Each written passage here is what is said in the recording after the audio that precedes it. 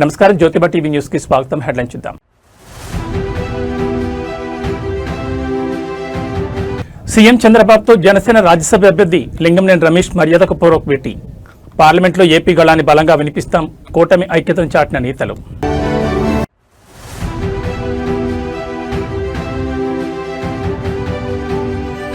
Revanth Reddy mark, history and Prajarajyam డైలాగులతో హిటెక్కిన తెలంగాణ రాజకీయాలు.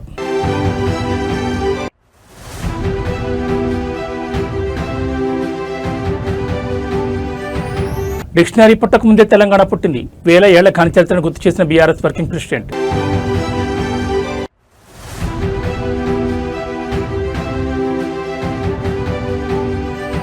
తిరుమలలో భక్తులు అసాధారణ రద్దీ. శ్రీవారి సర్వదర్శనానికి 20 గంటల సుదీర్ఘ సమయం. ఇక డీటెయిల్స్ చూస్తే ఆంధ్రప్రదేశ్ రాజకీయాల్లో రాజ్యసభ ఎన్నికల వేడి కొనసాగుతున్న తరుణంలో అమరావతి వేదికగా ఒక కీలక పొలిటికల్ మూవ్మెంట్ చోటు చేసుకుంది. సీఎం క్యాంపు కార్యాలయంలో ముఖ్యమంత్రి చంద్రబాబు నాయుడిని జనసేన పార్టీ రాజ్యసభ అభ్యర్థి లింగంనేని రమేష్ మర్యాదపూర్వకంగా కలుసుకున్నారు. కూటమి తరపున అత్యంత ప్రతిష్టాత్మకమైన రాజ్యసభ అభ్యర్థిగా తనను ఎంపిక చేసినందుకు ముఖ్యమంత్రికి ఆయన ప్రత్యేక కృతజ్ఞతలు, ధన్యవాదాలు తెలిపారు. ముఖ్యమంత్రి చంద్రబాబు నాయుడుతో జరిగిన ఈ సమావేశంలో జనసేన పార్టీకి చెందిన పలువురు ప్రముఖ ప్రజాప్రతినిధులు, నేతలు భాగస్వామయ్యారు. సీఎంను కలిసిన వారిలో కాకినాడ పార్లమెంట్ సభ్యులు ఉదయ్ శ్రీనివాస్, సీనియర్ శాసనసభ్యులు మండలి బుద్ధప్రసాద్, ఎమ్మెల్సీ హరిప్రసాద్తో పాటు police housing corporation chairman Srinivas ఉన్నారు. రాజ్యసభ ఎన్నికల్లో కూటమి అభ్యర్థుల విజయావకాశాలు మరియు అసెంబ్లీలో అనుసరించాల్సిన వ్యూహాలపై ఈ సందర్భంగా ప్రాథమిక చర్చ జరిగినట్టు తెలుస్తోంది. జనసేన అధినేత డిప్యూటీ సీఎం పవన్ కళ్యాణ్ ఆశయాలకు అనుగుణంగా కూటమి సమన్వయంతో పార్లమెంట్లో రాష్ట్ర గళాన్ని బలంగా వినిపిస్తామని లింగంనేని రమేష్ ఈ సందర్భంగా స్పష్టం చేశారు. తెలుగుదేశం, జనసేన, బీజేపీ కూటమి పక్షాల మధ్య గ్రౌండ్ లెవెల్ నుంచి టాప్ లీడర్షిప్ వరకు ఎంతటి సత్సంబంధాలున్నాయో ఈ భేటీ మరోసారి నిరూపించింది. రాబోయే రోజుల్లో ఢిల్లీ పెద్దల సభలో ఏపీ గళం వినిపించబోయే అభ్యర్థుల జాబితాలో ఈ భేటీ అత్యంత ప్రాధాన్యతను సంతరించుకుంది.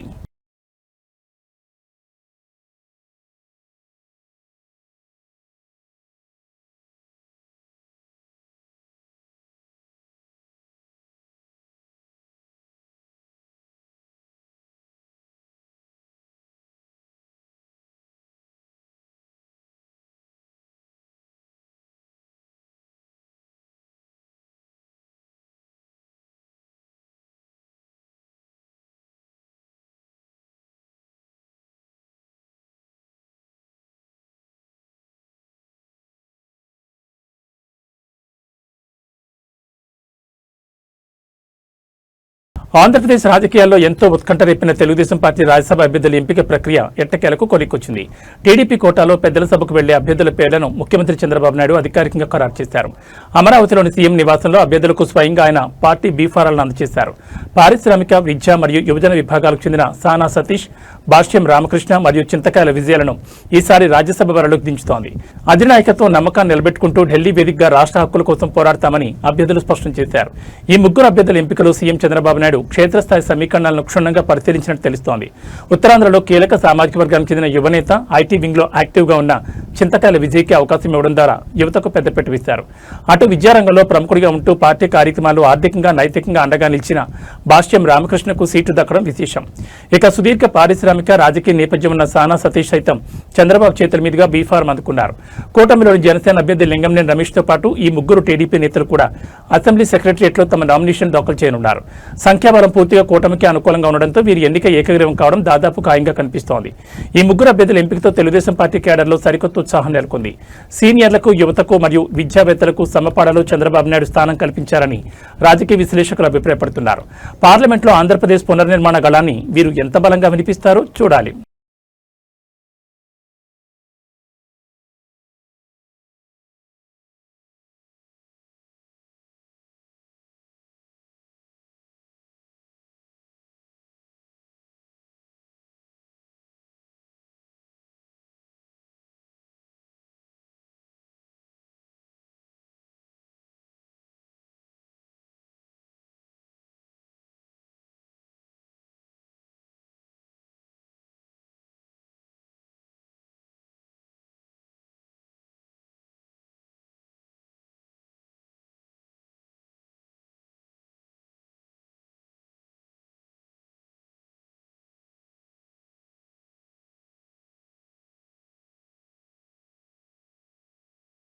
తెలంగాణ కాంగ్రెస్ శ్రేణిలో సరికొత్త జోష్ నింపుతూ ముఖ్యమంత్రి రేవంత్ రెడ్డి చేసిన వ్యాఖ్యలు ఇప్పుడు సోషల్ మీడియాలో పొలిటికల్ కారిడార్లలో తెగ హల్చల్ చేస్తున్నాయి. గడిచిన 3 దశాబ్దాల తెలంగాణ రాజకీయ ముఖ చిత్రాన్ని ప్రస్తావిస్తూ 1994 నుంచి చరిత్ర సాక్షిగా 2024 నుంచి ప్రజల యుగం ఆరంభమైందంటూ సీఎం రేవంత్ రెడ్డి ఒక పవర్ఫుల్ స్టేట్మెంట్ ఇచ్చారు. ఉమ్మడి రంగారెడ్డి మరియు పాలమూరు సరిహద్దు రాజకీయాల్లో అత్యంత పట్టున్న రంగారెడ్డి సోదరుల సమక్షంలో రాష్ట్రంలో నిజమైన ప్రజల పాలన ప్రజల రాజ్యం మొదలైందని ఆయన స్పష్టం చేశారు. తెలంగాణలో ఇందిరమ రాజ్యం ప్రజాపాలన లక్ష్యాలను ప్రజల్లో బలంగా తీసుకెళ్లే వ్యూహంలో భాగంగా సీఎం రేవంత్ రెడ్డి వ్యాఖ్యలు చేశారు. 1994 నుంచి సాగిన సుదీర్ఘ రాజకీయ ప్రస్థానాన్ని గుర్తు చేస్తూ 2024లో రాష్ట్రంలో కాంగ్రెస్ ప్రభుత్వం ఏర్పడినట్టు నుంచి ఇక్కడ ఒక సరికొత్త ప్రజల యుగం సువర్ణ అధ్యాయం మొదలైందని ఆయన నినదించారు.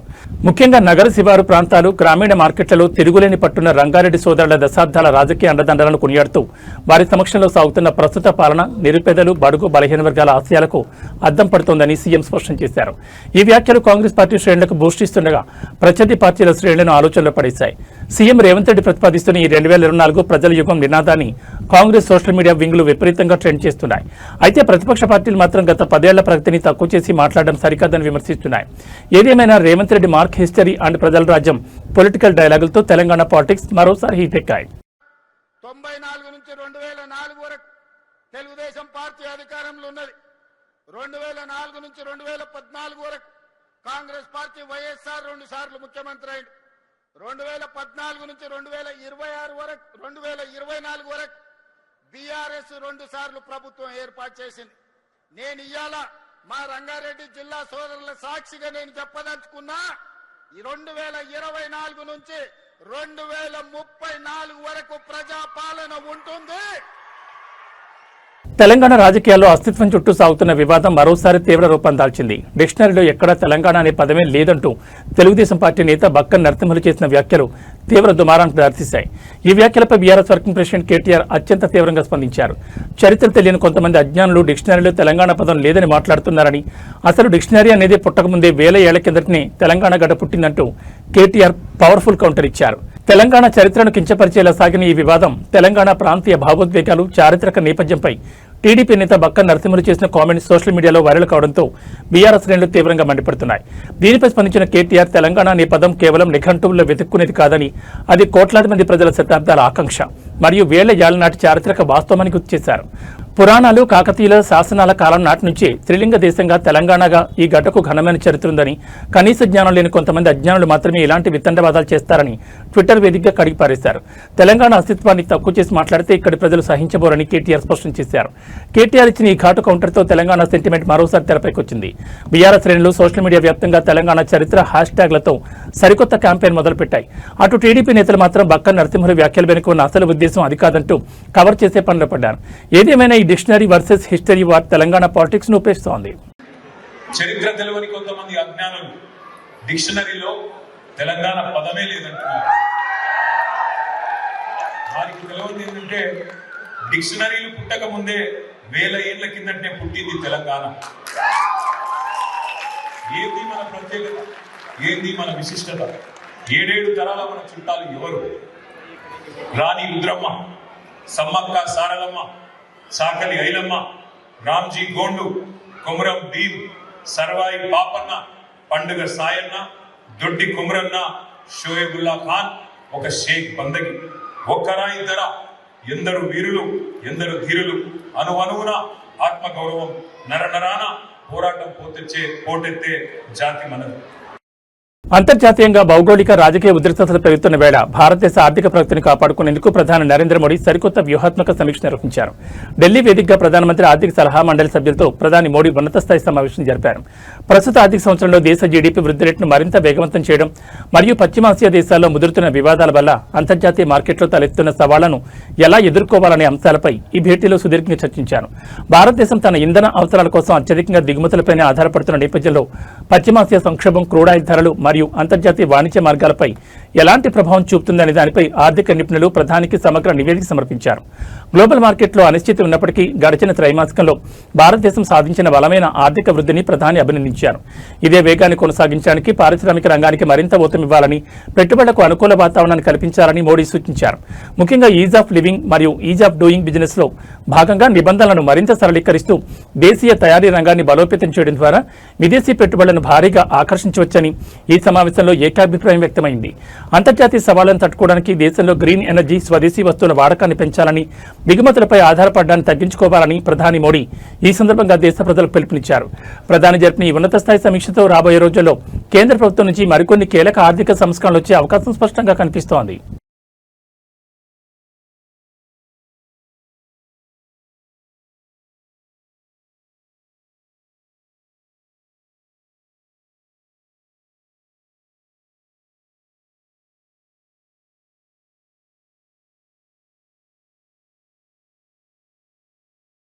కలియుగ ప్రత్యక్ష దైవం తిరుమల శ్రీ వెంకటేశ్వర స్వామివారి క్షేత్రంలో భక్తుల రద్దీ అసాధారణ స్థాయికి చేరుకుంది.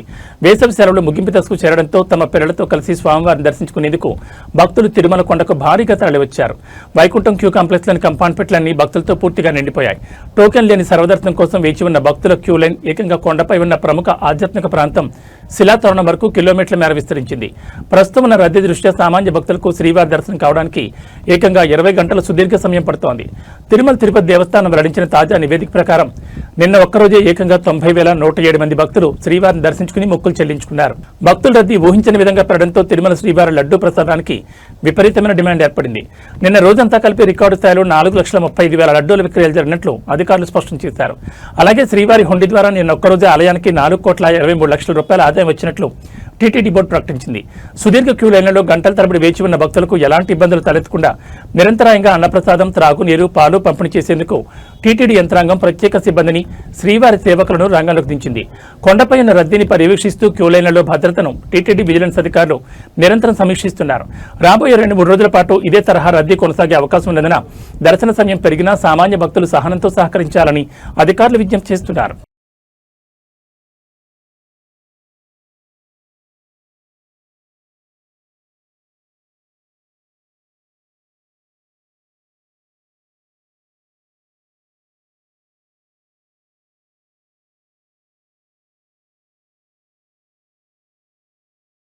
ఎన్టీఆర్ జిల్లాలో హైవేపై వెళ్తున్న ఒక ఆర్టీసీ బస్సులో ఘోర ప్రమాదం చోటు చేసుకుంది. జగ్గేపేట నుంచి విజయవాడకు సుమారు 40 మందికి పైగా ప్రయాణికులతో వెళ్తున్న ఆర్టీసీ బస్సులో ఒక్కసారిగా మంటలు చెలరేగాయి. బస్సు ఇంజన్ భాగంలో సంభవించిన షార్ట్ సర్క్యూట్ కారణంగా దట్టమైన పొగలు, మంటలు బస్సు లోపలికి వ్యాపించాయి. బస్సు డోర్ లాక్ అయిపోవడంతో లోపల ఉన్న ప్రయాణికులు ఊపిరాడక ప్రాణాలను గుప్పెట్లో పెట్టుకుని కిటికీల గుండా బయటకు దూకేశారు. జగ్గేపేట డిపోకు చెందిన ఆర్టీసీ బస్సు విజయవాడ వైపు ప్రయాణిస్తుండగా ఈ ప్రమాదం జరిగింది. బస్సు అద్దంకి, నార్కెట్పల్లి లేదా జాతీయ రహదారిపై వేగంగా వెళ్తున్న తరుణంలో ఒక్కసారిగా ఇంజన్ క్యాబిన్ నుంచి పొగలు రావడం డ్రైవర్ గమనించాను. వెంటనే అప్రమత్తమైన డ్రైవర్ బస్సును రోడ్డు పక్కకు నిలిపేశారు. అయితే క్షణాల వ్యవధిలోనే మంటలు డ్రైవర్ క్యాబిన్ మొత్తానికి కమ్మేశాయి. దీంతో బస్సు వెనుక భాగంలో ఉన్న ప్రయాణికులు తీవ్ర భయాందోళనకు గురయ్యారు. ప్రధాన ద్వారం గుండా బయటకు వచ్చే పరిస్థితి లేకపోవడంతో యువకులు, మహిళలు ప్రాణరక్షణ కోసం బస్సు కిటికీల అద్దాలను పగలగొట్టి వాటి గుండా కిందకు దూకేశారు. ఈ క్రమంలో పలువురు ప్రయాణికులకు స్వల్ప గాయాలయ్యాయి. హైవేపై వెళ్తున్న వాహనదారులు, స్థానికులు వెంటనే స్పందించి ప్రయాణికులను సురక్షితంగా బయటకు తీశారు. సమాచారం అందుకున్న ఫైర్ సిబ్బంది ఘటనా స్థలాన్ని చేరుకుని మంటలను పూర్తిగా అదుపు చేశారు. డ్రైవర్ సకాలంలో బస్సును ఆపడం వల్లే 30 మందికి పైగా ప్రయాణికులు సురక్షితంగా బయటపడ్డారని, లేదంటే పెద్ద ప్రమాదం జరిగేదని స్థానికులు చెప్తున్నారు.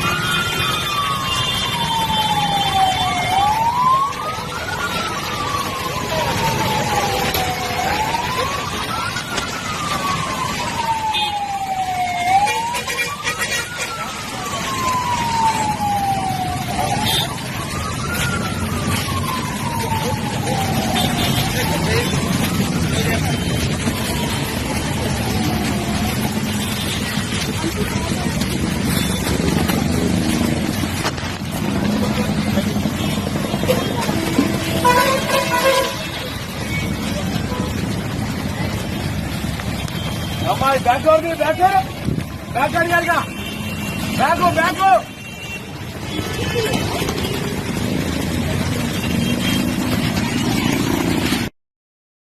తెలంగాణ ప్రముఖ పుణ్యక్షేత్రం యాదగిరిగుట్ట శ్రీ లక్ష్మీనరసింహస్వామి ఆలయంలో భక్తుల రద్దీ ఒక్కసారిగా అమాంతం పెరిగింది. వేసవి సెలవులు ముగుస్తుండటంతో పాటు ఈ రోజు ఆదివారం సెలవుదినం కావడంతో స్వామివారిని దర్శించుకునేందుకు వేలాదిగా భక్తులు కొండపైకి తరలివచ్చారు. దీంతో యాదాద్రి ప్రసాద విక్రయశాలలు, కళ్యాణకట్ట, పుష్కరిణి పరిసర ప్రాంతాలు భక్తులతో పూర్తిగా కిక్కిరిసిపోయాయి. క్యూలైన్లు భారీగా నిండిపోవడంతో లక్ష్మీ నరసింహుడి ఉచిత దర్శనానికి మరియు ప్రత్యేక దర్శనాలకు గంటల కొద్దీ సమయం పడుతోంది. ఉదయం నుంచే యాదగిరిగుట్ట లక్ష్మీ నరసింహస్వామి వారి ఆలయ క్యూ కాంప్లెక్స్లు భక్తులతో నిండిపోయాయి. ప్రస్తుతం ఉన్న రద్దీని బట్టి స్వామివారి ధర్మదర్శనానికి సుమారు 3 గంటల సమయం పడుతుండగా 150 రూపాయల ప్రత్యేక ప్రవేశ దర్శనానికి 2 గంటల సమయం పడుతోందని ఆలయ అధికారులు అధికారికంగా వెల్లడించారు. జూన్ 2వ వారం కావడంతో స్కూలు తెరుచుకోనున్న నేపథ్యంలో కుటుంబ సమేతంగా స్వామివారిని దర్శించుకునేందుకు భక్తులు పెద్ద ఎత్తున తరలివచ్చారు. కొండపైకి వచ్చే వాహనాల సంఖ్య పెరగడంతో పార్కింగ్ స్థలాలు కూడా పూర్తిగా నిండిపోయాయి. భక్తులకు ఎలాంటి అసౌకర్యం కలగకుండా ఆలయ ఆధ్వర్యంలో క్యూలైన్లో నిరంతరాయంగా పాలు, త్రాగునీరు అందిస్తూ భద్రతను పర్యవేక్షిస్తున్నారు. రద్దీ మరింత పెరిగే అవకాశం ఉండడంతో లడ్డు ప్రసాద కౌంటర్ల వద్ద అదనపు సిబ్బందిని కేటాయించారు. అలాగే ఘాట్ రోడ్డుపై ట్రాఫిక్ ఇబ్బందులు తలెత్తకుండా స్థానిక పోలీసులు గట్టి బందోబస్తు నిర్వహిస్తున్నారు. స్వామివారిని దర్శించుకునే భక్తులు ఆలయ నిబంధనలకు సహకరించాలని అధికారులు కోరుతున్నారు.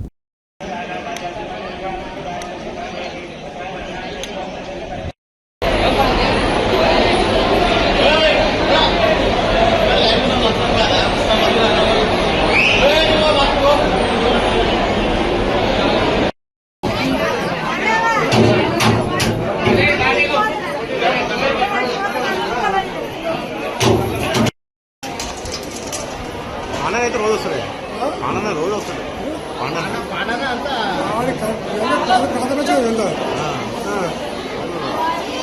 రికార్డింగ్ అవుతుంది సార్ వాయిస్.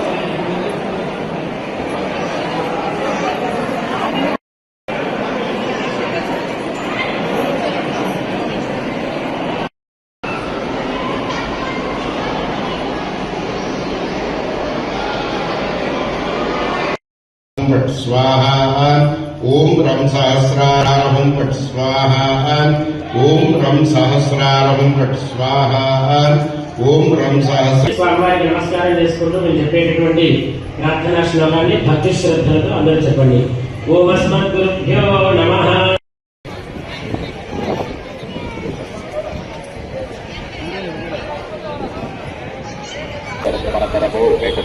వాహనాలలో కొండపేటకు వెళ్ళగలమని మనవి. జగిత్యాల జిల్లా వేదికగా రైతులకు మరియు పర్యావరణ నిబంధనలకు మధ్య సాగుతున్న ఒక వివాదం ఇప్పుడు సామాజిక మాధ్యమాల్లో పెను సంచలనంగా మారింది. కదలాపూర్ మండలం రాజారాం తాండా గ్రామంలో వరి కొయ్యలు కాల్చాడనే నెపంతో ఒక సామాన్య రైతుకు గ్రామ పంచాయతీ కార్యదర్శి ఏకంగా 5,000 రూపాయల భారీ జరిమానా విధించారు. ఈ వ్యవహారం వెలుగులోకి రావడంతో నెటిజన్లు, రైతు సంఘాలు తీవ్రస్థాయిలో మండిపడుతున్నాయి. కాలుష్యం పేరిట కేవలం అన్నదాతల్ని టార్గెట్ చేస్తున్నారంటూ అధికారులను నిలదీస్తున్నారు. వరి కోతల తర్వాత పొలాల్లో మిగిలిపోయే వరి కొయ్యలను తగలబెట్టడం వల్ల వాయు కాలుష్యం పెరుగుతుందంటూ కాలుష్య నియంత్రణ మండలి మరియు ప్రభుత్వం కఠిన ఆదేశాలు జారీ చేశాయి. ఈ ఆదేశాల అమల్లో భాగంగా రాజారాం తాండాలో పొలానికి నిప్పెట్టిన రైతుకు నోటీసులు ఇచ్చి 5,000 ఫైన్ వేశారు. అయితే ఈ చర్యపై డిజిటల్ ప్లాట్ఫామ్స్ లో పెద్ద ఎత్తున నిరసన వ్యక్తమవుతోంది. ఓళ్ల పక్కనే ఉండే డంపింగ్ యార్డులు తగలబడుతున్నప్పుడు 100 టన్నుల పొగను వదులుతున్న ఇటుక బట్టీలు, కెమికల్ పరిశ్రమలపై అధికారులు ఎందుకు ఇలాంటి జరిమానాలు విధించడం లేదని నెటిజన్లు నిలదీస్తున్నారు. పెద్ద పెద్ద ఫ్యాక్టరీల యజమానులను వదిలేసి పెట్టుబడి రాక అల్లాడుతున్న సామాన్య రైతుపై ఇంతటి కఠినత్వం చూపించడం ఎంతవరకు న్యాయమని ప్రశ్నిస్తున్నారు. వరి కొయ్యలను కాల్చొద్దని చెప్పే ప్రభుత్వం వాటిని భూముల్లోనే కొల్లింపు చేసేందుకు లేదా తొలగించేందుకు అవసరమైన ప్రత్యామ్నాయ యంత్రాలను రైతులకు సబ్సిడీపై ఎందుకు అందించడం లేదని చర్చ కూడా మొదలైంది. జరిమానాలతో భయభ్రాంతులు గురిచేయడం మానుకోవాలని రైతులు డిమాండ్ చేస్తున్నారు.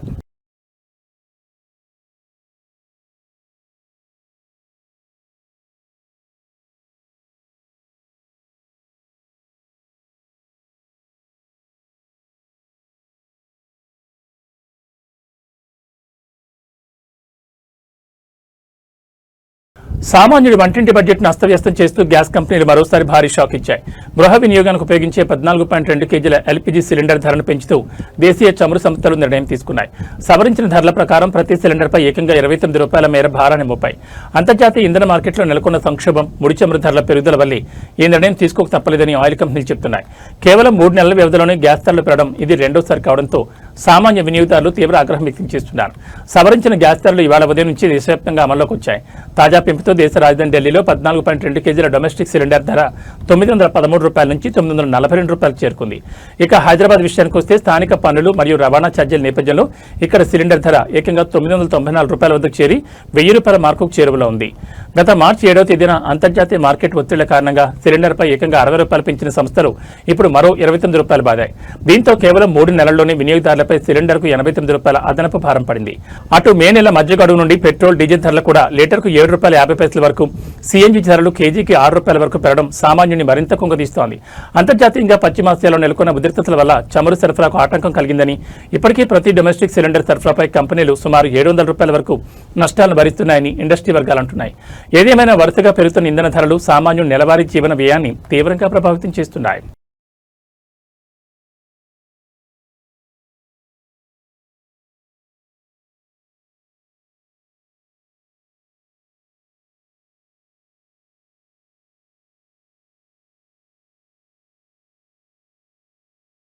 బంగారం, వెండి కొనాలనుకునే వారికి బులియన్ మార్కెట్ నుంచి అత్యంత తీపి కబురు వచ్చింది. హైదరాబాద్ మార్కెట్లో గత 9 రోజులుగా పసిడి ధరలు వరుసగా తగ్గుముఖం పడుతున్నాయి. అంతర్జాతీయంగా మారిన ఆర్థిక సమీకరణల నేపథ్యంలో కేవలం 9 రోజుల్లోనే 10 గ్రాముల స్వచ్ఛమైన బంగారంపై దాదాపు 5,000 రూపాయల వరకు ధర క్షీణించింది. అటు వెండి కూడా ఇదే బాటలో పయనిస్తూ కిలోపై ఏకంగా 20,000 రూపాయల మేర భారీగా దిగొచ్చింది. గత నెల 29 రికార్డు స్థాయి గరిష్టాల వద్ద ఉన్న ధరలు నేడు సామాన్యుడికి అందుబాటులోకి వచ్చే స్థాయికి పడిపోయాయి. గత నెల మే 29వ తేదీన హైదరాబాద్లో 24 క్యారెట్ల 10 గ్రాముల బంగారం ధర రికార్డు స్థాయిలో 1,57,640 రూపాయలుగా ఉండేది. అయితే గడిచిన 9 రోజుల్లో ఇది ఏకంగా 4,910 రూపాయలు తగ్గి ఇవాళ 1,52,730 రూపాయల వద్ద కొనసాగుతోంది. అలాగే సాధారణ ఆభరణాల తయారీకి ఉపయోగించే 22 క్యారెట్ల నగల బంగారం కూడా 10 గ్రాములపై 4,500 రూపాయల మేరకు క్షీణించి 1,44,500 రూపాయల నుంచి నేరుగా 1,40,000 రూపాయల మార్కుకు చేరుకుంది. ఇక వెండి మార్కెట్లో అయితే మునిపెన్నడూ లేని విధంగా 9 రోజుల్లోనే కేజీపై 20,000 రూపాయల మేరకు కుప్పకూడి ప్రస్తుతం 2,70,000 రూపాయల వద్ద ట్రేడ్ అవుతోంది. అమెరికా ఆర్థిక సూచీలు మరియు బాండ్ ఇంట్రెస్ట్ రేట్ల పెరుగుదల అంచనాల వల్లే ఇన్వెస్టర్లు బంగారం అమ్మకాలకు మొగ్గు చూపడం ఈ పతనానికి ప్రధాన కారణమని నిపుణులు విశ్లేషిస్తున్నారు. పెళ్లిళ్లు, ఇతర శుభకార్యాల కోసం బంగారం కొనుగోలు చేయాలనుకునే వారికి ఈ ధరల తగ్గుదల భారీ ఊరటనిస్తోంది. గత కొన్ని నెలలుగా ఎన్నడూ లేనంతగా ధరలు తగ్గడంతో హైదరాబాద్లోని ప్రముఖ జ్యువెలరీ మార్కెట్లైన అబిడ్స్, బేగం బజార్లో కస్టమర్ల సందడి ఒక్కసారిగా పెరిగింది.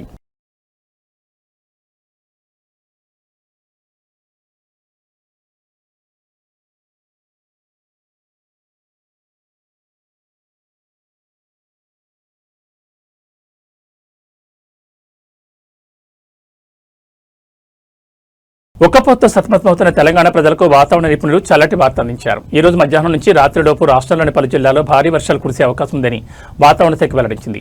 ముఖ్యంగా పశ్చిమ, దక్షిణ తెలంగాణ జిల్లాల్లో వాతావరణం వేగంగా మారుతోందని, బలమైన ఎదురుగాలతో కూడిన వర్షాలు పడతాయని అంచనా వేసింది. ఇటు భాగ్యనగరంలోనూ సాయంత్రం వేళ ఆకాశం మేఘావృతమై వర్షం కురిసే ఆస్కారం ఉందని పేర్కొంది.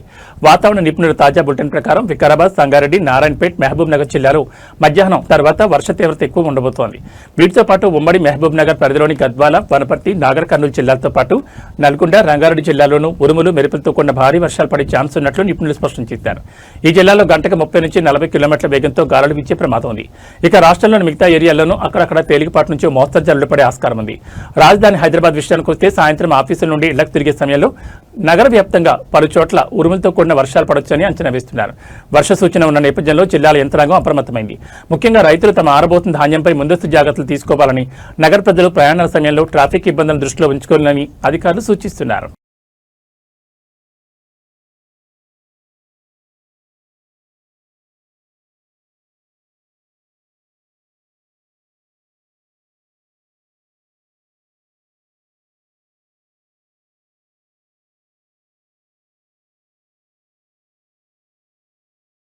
ఏబీ బులెటిన్ శిష్యులు నమస్కారం.